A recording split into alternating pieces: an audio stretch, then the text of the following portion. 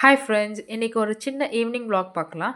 So எங்க ஏரியால full மழை அடி அடின்னு அடிச்சிச்சு. ஸோ மழை அடிச்ச பிறகு நம்ம என்ன நெனச்சோன்னா, சூடா இப்போ நம்ம இட்லி சாப்பிட்டா எப்படி இருக்கும்னு நெனச்சு நான் போன இடம் தான் விடுதி இட்லி. ஸோ அங்க போனா வெரைட்டி வெரைட்டியா டிஸ்ப்ளே பண்ணி வச்சாங்க. ஆனா நம்மளுக்கு தேவையானது இட்லி தான். ஸோ இட்லியும், புலாவும் வாங்கிக்கின்னு நாங்க வீட்டுக்கு வந்தாச்சு.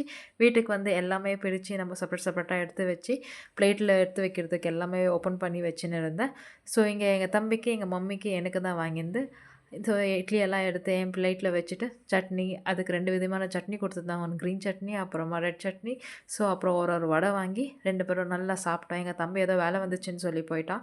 ஸோ நாங்கள் நல்லா சாப்பிட்ட பிறகு நான் சொன்னேன் இல்லையா, புலாவ் வாங்கியிருந்தேன்னு சொல்லிட்டு அந்த புலாவை கொஞ்சம் எடுத்து போட்டு டேஸ்ட் எப்படி இருக்குன்னு பார்த்து டேஸ்ட் பண்ணலான்னு சொல்லிட்டு டேஸ்ட் பண்ணேன். அதுவும் சூப்பராக இருந்தது. ஸோ விடுதியில இட்லி மட்டும் இல்ல, இந்த புலாவும் ரொம்ப நல்லாருக்கும் அங்க.